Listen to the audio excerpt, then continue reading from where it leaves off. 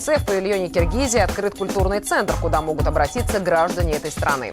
Поддерживать здание в надлежащем виде помогают сами предприниматели. На всей территории Всероссийского выставочного центра в Москве открылся новый павильон Республики Киргизия.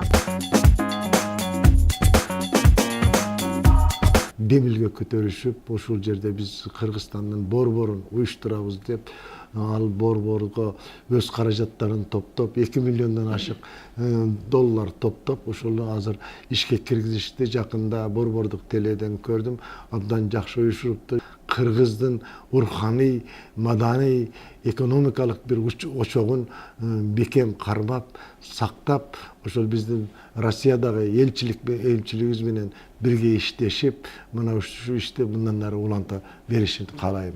Торговый дом Кыргызстана из сарая его сделал нормальным выставочным комплексом это место.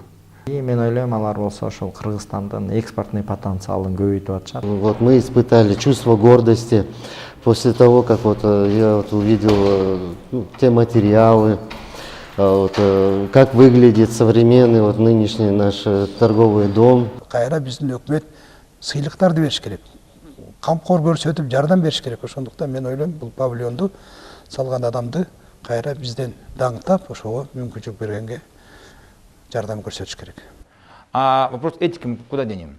Когда он все эти годы ходил туда, его строил, заполнял, я там был, смотрел, он из такого здания, которое сегодня в России идет под охраной государства, как культурно-материальная ценность России, так, посмотрите, что он сделал. Он-то внес очень много конструкций, он-то внес в жизнь